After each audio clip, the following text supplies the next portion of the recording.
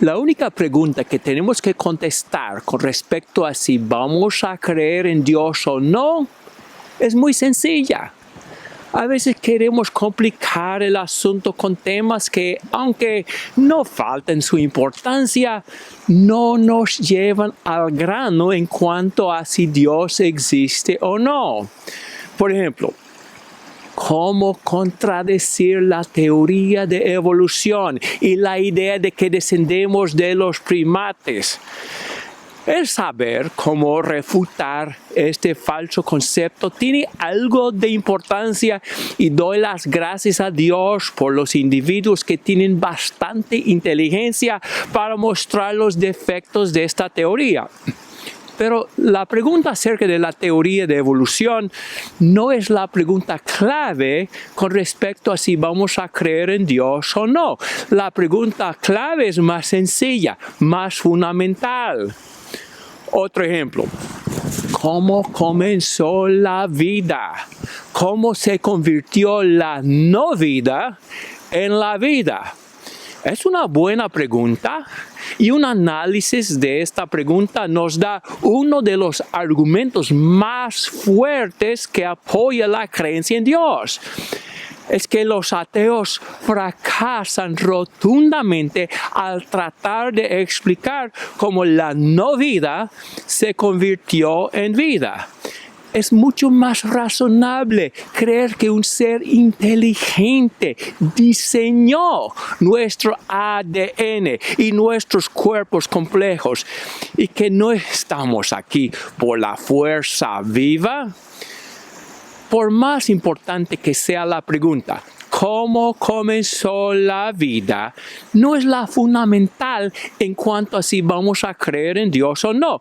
La pregunta fundamental y la única que tenemos que contestar con respecto a la creencia en Dios es más sencilla. ¿Y qué es? ¿Cuál es la pregunta fundamental? La fundamental que tenemos que contestar con respecto a si Dios existe o no es, ¿pasó o no pasó? Si queremos expandir la pregunta un poco, ¿pasó la resurrección de Cristo o no pasó?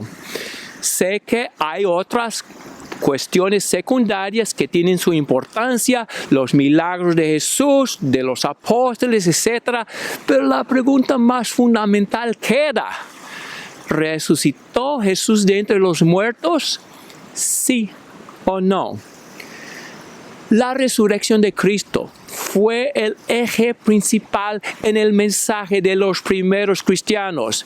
Aquellos que vieron a Jesús vivo muchas veces después de su muerte, repitieron su testimonio miles de veces. Y aunque sus testimonios resultaron en la tortura y la muerte de la mayor parte de ellos, seguían testificando de lo que habían visto. Un hombre muerto que volvió a vivir. Y la pregunta es, ¿mintieron todos aquellos testigos o no? Un testigo a la resurrección de Cristo, Juan, dijo acerca de Jesús y está haciendo una referencia, yo creo, en cuanto a lo que vio después de la resurrección. Dijo, lo que ha sido desde el principio, lo que hemos oído, lo que hemos visto con nuestros propios ojos, lo que hemos contemplado, lo que hemos tocado con las manos. Esto les anunciamos respecto al verbo que da vida. La primera carta de Juan, capítulo 1, versículo 1. Y volvamos a la pregunta clave y es, ¿mintió Juan? ¿Veras vio a Jesús vivo después de su muerte y su resurrección? ¿Lo tocó después de su muerte y su resurrección, como afirmó?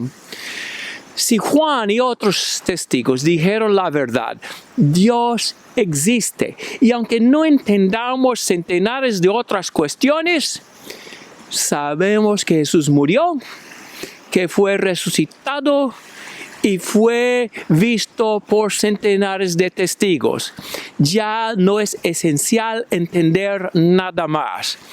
Lo demás podemos dejar en manos de Dios. Le suplico que no se deje desviar por centenares de preguntas secundarias. Diríjese usted a esta pregunta fundamental: ¿pasó o no pasó? ¿Jesucristo resucitó de entre los muertos después de su muerte? ¿Sí o no? Lea por favor el testimonio en el Nuevo Testamento. No deje de avisarnos si podemos ayudarle. Gracias por habernos acompañado en el estudio.